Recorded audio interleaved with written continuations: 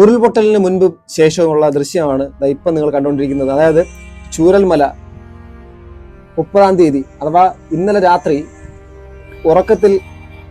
ഉറക്കത്തിലേക്ക് പോയിട്ടുള്ള സാധാരണ മനുഷ്യർ ഏതാണ്ട് 1 മണിക്കും 4 മണിക്കും ഇടയ്ക്ക് സംഭവിച്ചിട്ടുള്ള ഒന്നിലധികം ഉരുൾപൊട്ടലിന്റെ ഭാഗമായിട്ട് ഈ ഭൂമിയിൽ നിന്ന് വിട്ടുപോയി. അവർ ജീവിച്ചിരുന്ന സമയത്തുള്ള ആ ഒരു പ്രകൃതിയുടെ മനോഹാരിത ഇന്നവിടെ പ്രകൃതി തന്നെ സംഹാര താണ്ഡവമാടി അതിനെ മറ്റൊരു രീതിയിലേക്കാക്കി. ഇപ്പൊ നിങ്ങൾക്ക് കാണാം, ഈ സ്ഥലത്തായിരുന്നു അവർ ജീവിച്ചിരുന്നത്. ഇന്നവർ 100-ലധികം പേർ ഇപ്പോൾ തന്നെ നമ്മളെ വിട്ടുപോയി. 250 പേരിലധികം മണ്ണിനടിയിലാണ് എന്നറിയുന്നു. അത് ഔദ്യോഗികമായിട്ട് ഇനി സ്ഥിരീകരിക്കാതെ കുറെ ആൾക്കാരുണ്ടെന്ന് പറയുന്നു.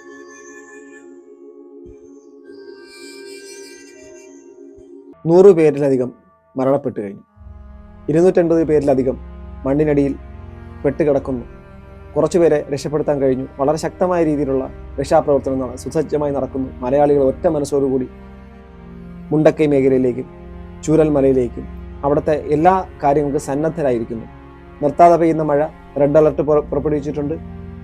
അപ്പോൾ വളരെയധികം ഇന്നലെ ഒരു ദിവസത്തിന് ശേഷം അഥവാ ഇന്നലെ രാത്രി ഉറങ്ങാൻ കിടന്ന ആൾക്കാർ വെളുപ്പാങ്കാലത്ത് 2:30 മണിക്കും 1 മണിക്ക് ശേഷം അതിനുശേഷം വന്ന പെയ്ത ശക്തമായ മഴയിൽ ഒന്നിലധികം ഉരുൾപൊട്ടൽ ഉണ്ടാവുകയും അതിൽ നിന്നും ജീവനറ്റ് പോവുകയും ചെയ്തു.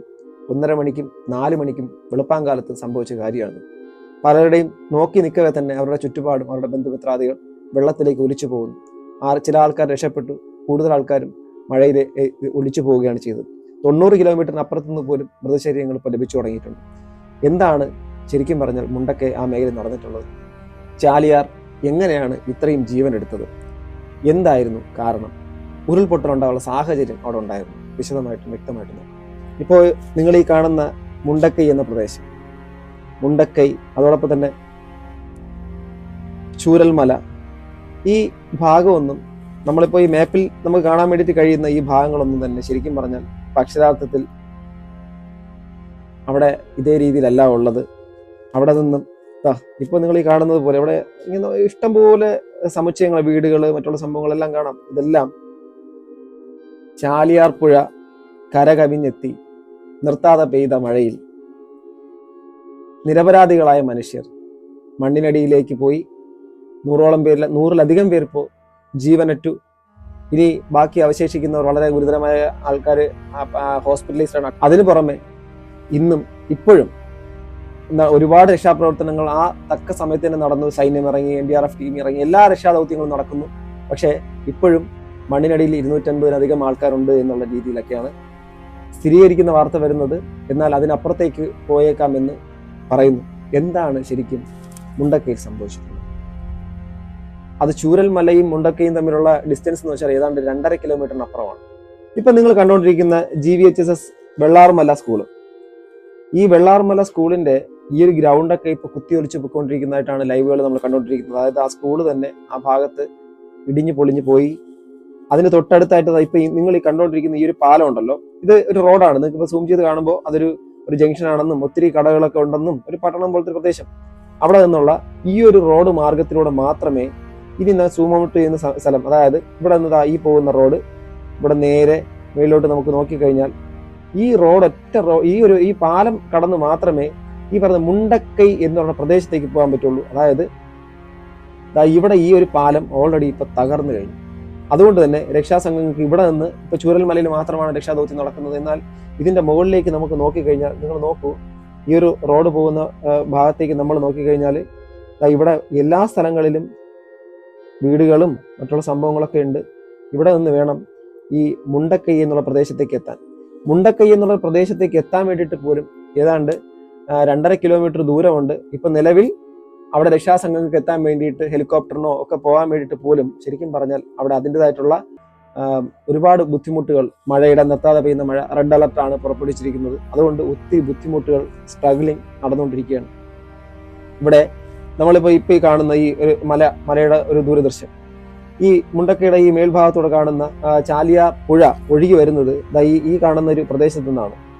ഇവിടെ നിന്ന് ഒഴുകി വരുന്ന ഈ ചാലിയാർ പുഴ ഇവിടെ നിന്ന് ഉത്ഭവിച്ചിട്ട് ഇവിടെ നിന്ന് താഴേക്ക് വന്ന് അത് നേരെ മുണ്ടക്കൈ ഈ ഭാഗത്ത് കൂടെ കടന്നുപോയി ചൂരൽമല പ്രദേശവും എടുത്തുകൊണ്ട് കടന്നുപോയി എന്ന് ഓർക്കുമ്പോൾ സൂചിപ്പാറ വെള്ളച്ചാട്ടത്തിലേക്കും അതോടൊപ്പം തന്നെ മറ്റ് സ്ഥലങ്ങളിലേക്കും ഏതാണ്ട് 45 മുതൽ 90 കിലോമീറ്റർ അകലം വരെ ഉള്ള സ്ഥലങ്ങളിലേക്ക് ഇവിടുത്തെ അവശിഷ്ടങ്ങളും വഹിച്ചുകൊണ്ട് ആ വെള്ളം പോയിട്ടുണ്ടെന്ന് ഓർക്കുമ്പോൾ എത്രമാത്രം അതിശക്തമായിട്ടുള്ള രീതിയിലുള്ള എന്താ പറയുക ലാൻഡ് സ്ലൈഡ്, നമ്മളെ ഉരുൾപൊട്ടലാണ് അവിടെ സംഭവിച്ചതെന്ന് നമുക്ക് ഊഹിക്കാവുന്നതേ ഉള്ളൂ. എന്താണ് അവിടെ സംഭവിച്ചിട്ടുണ്ടെന്നുള്ളൊരു കാര്യമാണ് എല്ലാവരും ചോദിക്കുന്നത്. അതിനകത്ത് 3 പ്രധാനപ്പെട്ട കാരണങ്ങൾ പറയുന്നുണ്ട്. അതായത് ഇന്ന് അവിടെ സംഭവിച്ചിട്ടുള്ള അല്ലെങ്കിൽ നമ്മളിപ്പോൾ കണ്ടുകൊണ്ടിരിക്കുന്ന ആ ദുരന്തത്തിന് പ്രധാനപ്പെട്ട കാരണം പറഞ്ഞിരിക്കുന്നത് കുസാറ്റ് റഡാർ ഡയറക്ടേഴ്സ് അവിടെ നിന്ന് പറഞ്ഞിരിക്കുന്ന ഒരു കാര്യം എന്ന് വെച്ച് കഴിഞ്ഞാൽ അവിടെ 3 തരത്തിലുള്ള ഒരു ഉരുൾപൊട്ടലാണ് സാധാരണ ഇതിൽ ഉണ്ടാകാറുണ്ട് എന്ന് പറയുന്നത്. അതിനകത്ത് ഇത് അപൂർവം അവസരങ്ങളിൽ മാത്രം സംഭവിച്ചേക്കാവുന്നതാണ് ഇത് എന്നുള്ള രീതിയിലാണ് ഇപ്പം ഇവിടെ നടന്നിരിക്കുന്ന ഒരു കാര്യത്തിനെ കുറിച്ച് സംസാരിച്ചിരിക്കുന്നത്. ഒരു പരിധിയിൽ കൂടുതലേക്ക് മണ്ണിലേക്ക് വരുന്ന വെള്ളം ഉൾക്കൊള്ളാൻ വേണ്ടിയിട്ട് മണ്ണിനായിട്ടില്ലെങ്കിൽ അത് ശരിക്കും പറഞ്ഞാൽ അവിടെ നിന്ന് ആ വെള്ളത്തിന് ഭയങ്കര ഫോഴ്സ് ആയിട്ട് തന്നെ അവിടെ നിന്ന് പുറന്തള്ളുന്ന ഒരു പ്രക്രിയ നടക്കുന്നതാണ് പറയുന്നത്. അങ്ങനെയാണെങ്കിൽ അതൊരു മലവെള്ളപ്പാച്ചിലായിട്ട്, കാരണം മലയിൽ നിന്നും വളരെ ശക്തമായിട്ട് ഒരു നിമിഷം പോലും ചിന്തിക്കാത്ത മലവെള്ളപ്പാച്ചിൽ പല സ്ഥലങ്ങളിലേക്ക് ഉയരുന്നു, ആൾക്കാരുടെ പെട്ടെന്ന് നടന്ന് മാറണം എന്നൊക്കെ പറയാൻ നമ്മൾ കേട്ടിട്ടുണ്ട്.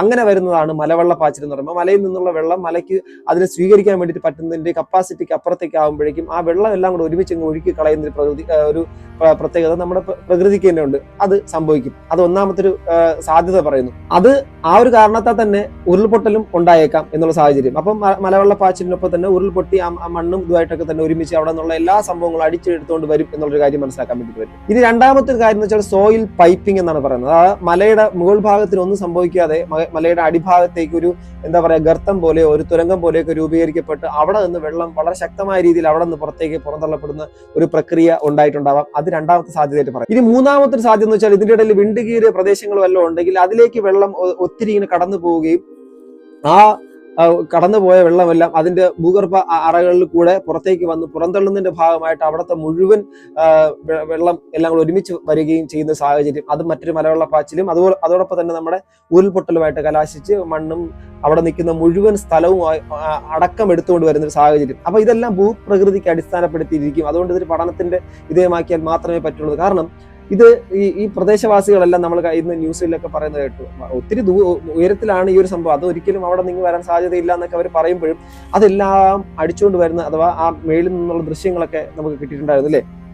മേളിൽ നിന്നും ആൾക്കാർ ദൃശ്യങ്ങൾ പകർത്തുന്നത് എല്ലാം അടിച്ചുകൊണ്ട് വരുന്നേ എല്ലാം പോകുന്നേ എന്നൊക്കെ പറഞ്ഞുകൊണ്ട്. അപ്പം ഇതിന്റെ അടിവാരത്ത് വന്നൊരു എന്ന് വെച്ചാൽ ഒരു ശരിക്കും പറഞ്ഞാൽ ഒരു നിമിഷ നേരം കൊണ്ട് അഥവാ ഒരു ആൾക്കാർക്ക് കണ്ണടച്ച് തുറക്കുന്ന സമയം മുമ്പ് അവിടെ നിന്ന് വരുന്ന വലിയ വലിയ ഉരുളൻ പാറക്കല്ലുകളും പാറക്കഷ്ണങ്ങൾ എന്ന് പറഞ്ഞാൽ നമ്മൾ ചിന്തിക്കുന്നതിനെക്കാട്ടിൽ അപ്പുറം വലിപ്പമുള്ള പാറകളും മറ്റുള്ള കാര്യങ്ങളും മണ്ണും വെള്ളവും അതോടൊപ്പം എല്ലാം കൂടെ ചേർന്ന് വളരെ വലിയൊരു ഫോഴ്സ് ആണ് ഇങ്ങനെ വരുന്നത്. ആ ഫോഴ്സിനെ ശരിക്കും പറഞ്ഞാൽ അതിൽ നിന്ന് രക്ഷപ്പെട്ട് അതിജീവിച്ച ഒരുപാട് ആൾക്കാർ ഇന്ന് നമുക്ക് ഈ ഒരു എന്താ പറയുക ചുരൽ മലയിലായിക്കോട്ടെ മുണ്ടക്കൈ പ്രദേശത്തിലേക്കൊന്നും കടന്നുകൊണ്ടുള്ള കാര്യങ്ങൾ ചെയ്യാനൊന്നും സാധിച്ചിട്ടൊന്നുമില്ല.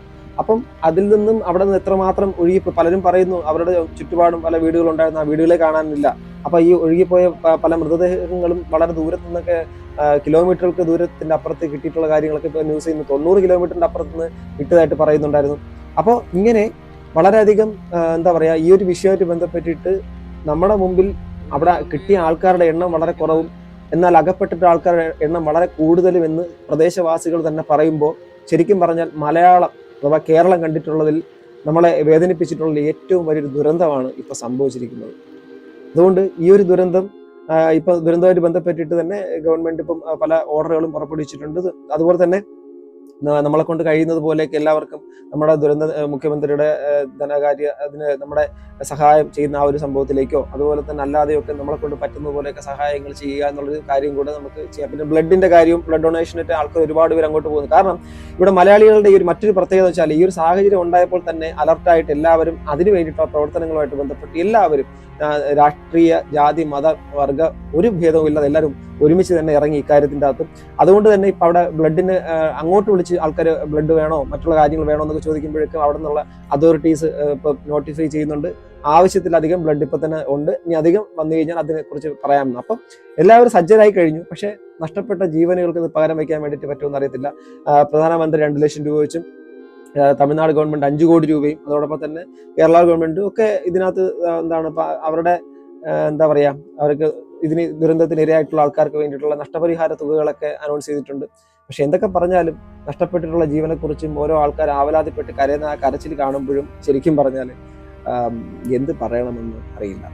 എന്ത് പറയണമെന്നും ഇങ്ങനെ പറഞ്ഞുകൊണ്ടും വേറെ ഒരു ഒരു കാര്യവുമില്ല എന്നും അറിയാം. എങ്കിലും വേദന തന്നെയാണ് നമ്മുടെ മലയാളികളുടെ ഒരു കണ്ണുനീരായിട്ട് മാറി ഈ ഒരു 1-2 പ്രളയകാലം കടന്നു പോയതിന് ശേഷം നമ്മൾ വയനാട്ടിലെ ഈ ഒരു വൻ ദുരന്തം ശരിക്കും പറഞ്ഞാൽ ഒരിക്കലും മറക്കാൻ ഇനി കഴിയില്ല. അതുപോലെ തന്നെ അതിൽ നിന്ന് നഷ്ടപ്പെട്ടുള്ള ജീവൻ അവരുടെ കുടുംബാംഗങ്ങൾക്ക് അതെല്ലാം അതിജീവിക്കാൻ കഴിയട്ടെ എന്ന് ആത്മാർത്ഥമായിട്ട് അവരുടെ വേദനയിൽ പങ്കെടുത്തുകൊണ്ട് എൻ്റെ വാക്കുകൾ നിർത്തുന്നു. നന്ദി, നമസ്കാരം.